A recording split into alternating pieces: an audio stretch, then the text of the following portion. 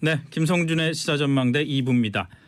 지금 시점에서는요, 여당의 서울시장 경선이 본선이나 마찬가지다 이런 말까지 나오고 있습니다만은 유력한 주자로 거론됐던 한 분이 서울시장 선거에 출마하지 않고 더 큰 대의를 따르겠다 이런 글을 SNS에 남겼습니다. 더불어민주당의 미스터 쓴소리로 유명하시죠. 정청래 전 의원 전화로 연결해서 서울시장 불출마 입장과 전국 현안에 대해서 말씀을 좀 나눠보겠습니다. 정 전 의원님 안녕하십니까? 네, 안녕하십니까. 정청래입니다. 네, 몸에 맞는 옷이 아닌 것 같다 이러면서 오늘 서울시장 불출마 선언을 하셨는데 많은 사람들이 아니 왜 이러는 것 같은데요? 정확하게 말씀드리면 제가 출마 선언을 하지 않았기 때문에 네, 뭐 꼭 불출마 선언 이것은 아닌데요. 예, 제가 얼마 전에 우연한 인터뷰를 하다가 네. 그런 말씀을 드렸거든요. 출마해도 될까요? 그래서 출전 기회 절차조차 국민께 물어보겠다. 네, 그래서 물어본 거죠, 저는. 그래서 예. 찬반이 좀 팽팽했어요. 출마해서 더불어민주당 경선에 활력을 불어넣어라. 네. 그래서 출마를 권유하는 쪽도 있었고, 아니 정청래는 축구 선수인데 왜 축구 선수가 농구 코트에서 뛰려고 하느냐. 당신은 축구 경기장에서 최전방 공격수가 올린다. 네, 행정보다는 정치다. 이래서 팽팽하더라고요. 근데 아무래도 민심은 저의 역할을 문재인 정부 성공을 위해서 좀 더 자유롭게 뛰어라 네, 하는 쪽이 우세했어요. 그래서 일종의 제가 선행 민주주의 실험을 한번 해본 건데요. 예. 제가 출마조차 국민께 여쭤보고 하겠다. 그래서 그 국민들의 민심에 대한 답이 오늘 제가 페이스북에 쓴 글입니다. 그거는 뭐 그 구체적으로 말씀하시면은 여론조사를 하신 겁니까? 아니면은 뭐 지역구 주민들에게 물으신 겁니까? 어떤 방식을? 그러니까 여러 언론 기관에서 여론조사한 것도 있고요. 예. 그리고 제 SNS에 이제 여러 의견들이 많았고요. 그리고 제가 이제 지방 출장 강연도 많이 가거든요. 네네. 그곳에서도 이제 생생한 목소리도 많이 들었고, 네. 그랬는데 이제 무엇보다 중요한 것은 저의 뭐 부족함이겠죠. 아유 뭐 그렇게까지 겸손하실 건 아닌 것 같고, 근데 이제 그게 아니면 안 된다는 생각 네. 제가 또 안 하고 있고요. 예, 그래서 그렇게 결심했습니다. 그 SNS 글을 유심히 읽어보신 분들 중에서는 네. 더 큰 대의를 따르겠다. 그리고 더 큰 대의라는 것은 시대 정신인 문재인 정부의 성공이다. 이렇게 이제 말씀을 하셨는데, 네네. 이러니까 또 이런 무슨 그 청와대 무슨 자리가 생기는 거 아니야? 또는 뭐 2기 내각 가시는 거 아니야? 또 이런 생각들을 뭐 쉽게 하실 수 있는 생각인 것 같아요. 근데 혹시 무슨 그런 전화 받으신 거 있습니까?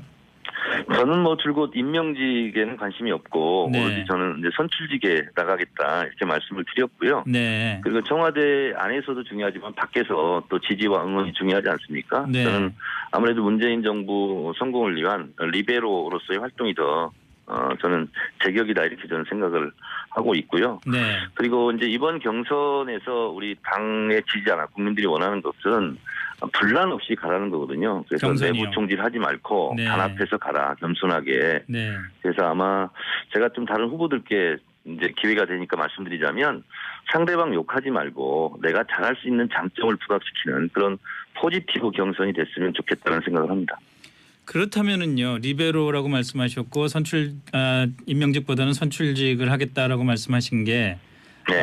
그러면 뭐 지역으로 따지면 그 마포를 지키시겠다는 말씀이십니까? 아니면은 뭐 예를 들어서 다른 보궐선거 같은 게 있으면은 다른 지역도 한번 시도해 보겠다는 말씀이십니까? 저는 뭐 마포와의 첫사랑을 끝까지 지키겠다라고 여러 차례 말씀드렸고요. 예. 그리고 비단 서울시장뿐만 아니라 다른 지방선거에서 저를 필요한 곳이라면 지난 총선 때 제가 더 큰 유서장으로 전국을 다녔듯이 이번 네. 지방선거도 그렇게 응원군 지원군의 역할을 다하겠다 이런 예. 뜻입니다. 근데 마포를 그렇게 얘기하시니까 손혜원 의원은 좀 부담스러우시겠어요? 그때 가서 볼 얘기고. 아니 그분도 예. 제 생각과 크게 다르지 않습니다. 물론 그러시겠죠. 네네네. 아까 그야말로 이번 서울시장 경선이 당내 경선이 그 서로 내부 총질하지 않고 분란 없이 가라는 어떤 지지자들의 목소리가 있다라고 말씀을 하셨는데, 네. 혹시 그 말씀을 시작하신 이유가 네. 지금 뭐 박영선, 우상호, 민병두 또 박원순 서울시장 현역 이렇게 네. 지금 사실상 출마할 걸로 보이는 경선이 내부 총질이나 분란이 벌어질 가능성이 감지가 돼서 그런 말씀을 하시는 건가요? 다들 훌륭한 분들이긴 한데요. 네. 그런 좀 조짐이 좀 싹이 트는 것 같아서 예. 좀 걱정스럽습니다. 있고요. 예. 저는 뭐 또 인터넷에서 이런저런 얘기가 있던데 저는 뭐 이번 기회를 해서 누굴 지지하지 않겠냐 이런 뭐 기대도 있던데 저는 누굴 특정해서 지지하는 일은 없을 겁니다. 아. 그래서 네. 좀 아름다운 경선이 됐으면 좋겠습니다. 예. 뭐 그리고 물론 예. 아름다운 경선을 통해서 후보로 뽑히신 분 또 당선을 위해서 당을 위해서 그때는 또 제가 열심히 최선을 다해서 뛰겠습니다. 네, 그러셔야 되겠죠. 네네. 근데 혹시 그 지금 서울시장 당내 경선과 관련해서 좀 잡음이랄까 뭐 좀 그 얘기가 나오는 것들 중에 대표적인 게 박원순 서울시장 보고 경남지사 가면 어떻겠냐 얘기를 하고 또 그 당내에서는 그 문재인 정부 성공을 위해서는 원조 친문이 서울시장 후보가 돼야 된다 이런 얘기가 좀 흘러나오고 이런 분위기도 그 지금 포함이 되는 겁니까? 저는 뭐 누구든지 출마의 자유가 있고 네. 또 출마지 선택의 자유도 있다고 생각합니다. 박 시장의 선택을 저는 어떻게 하시든 존중하고요. 서울시장으로서 가장 적임자는 서울 시민을 가장 사랑하고 서울시정을 가장 잘할 사람이 적임자다. 네. 그 이외의 요소는 없다. 저는 이렇게 보고 있습니다. 그래서 누가 누구랑 친하고 누가 나를 지지한다 이런 것은 실제로 유권자에게 어울리지 않는 상품팔이다. 저는 이렇게 생각을 합니다. 본인의 장점을 가장 부각시켜서 평가를 받는 것이 옳은 태도다 이렇게 보고 있습니다. 친문이다 아니다는 중요하지 않다는 말씀으로 이해를 해도 되겠습니까?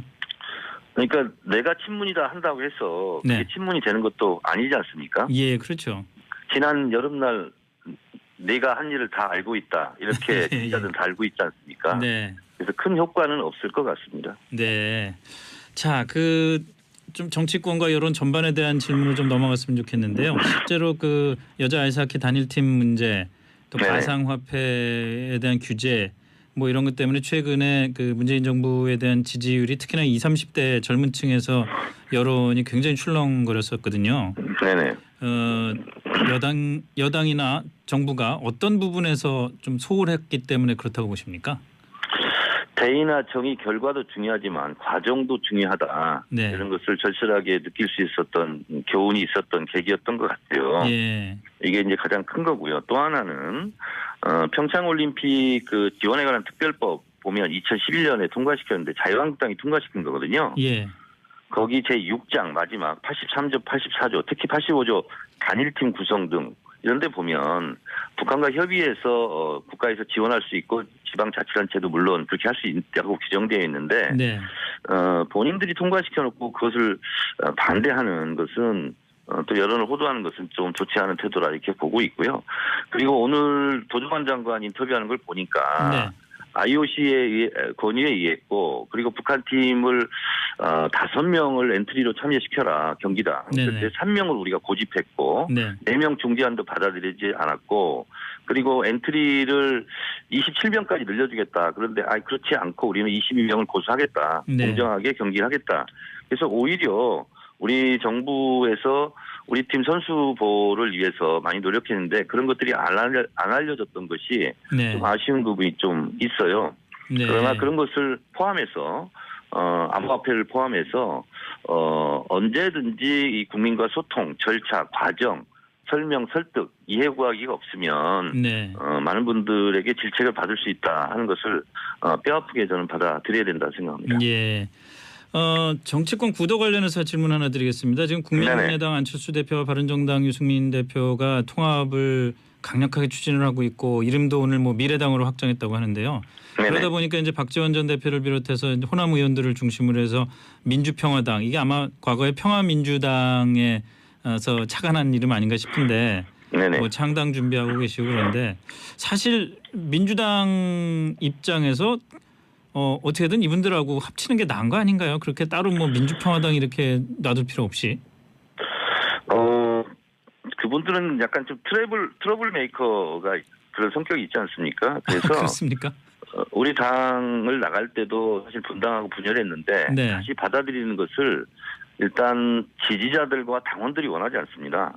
아. 그리고 인위적 정계 개편이라는 것은 다 잘못된 거거든요. 총선 예. 때 민의대로 가고 예. 그리고 그 상태에서 다시 4년 후에 총선에서 심판받고 의석수가 정해지는 것이 예. 4년마다 한 번씩 합법적으로 이루어지는 총선 민의에 따른 정계 개편이거든요. 네. 그거를 뛰어넘는 어떤 인위적 정계 개편도 옳지 않다 이렇게 보고 네. 바른정당과 뭐 국민의당, 미래당 이렇게 이름 지었다고 그러는데 저는 미래가 불투명한 당이다 저는 이렇게 보고 있어요. 예. 왜냐하면 이런 원칙들을 다 어겼기 때문이죠. 특히 네. 전당대회도 하지 못하고 뭐 체육관 당원 선거처럼 그렇게 하는 것은 과거 퇴행적이거든요. 네. 그래서 저는 국민 무섭게 알아야 된다 이렇게 생각을 하고 있어서 네. 뭐 바람직하지 않다고 보고요. 우리 당으로 들어오는 네네. 것은. 그리고 또 하나는 당이라는 것은 정체성이 있어야 되고 그 정체성에 따라서 정권 획득을 위해서 당원들이 노력하는 조직체이지 않습니까? 그렇죠. 근데 이제 국민의당 자체가 정당으로서 이게 오래 갈까 저는 그때부터 생각했는데 문재인 반대 클럽 성격만 있었지 그것만 네. 같았지 다른 것이 이렇게 합쳐질 수 있을까 이렇게 우려했었는데 역시 안철수 박지원은 합쳐져서는 안 될 그런 세력이었다는 것이 이번에 입증됐기 예. 때문에 이런 상태로 저는 그냥 총선에서 다시 평가받는 것이 옳겠다 이렇게 생각합니다. 알겠습니다. 앞으로도 자주 좀 저희 시사전망대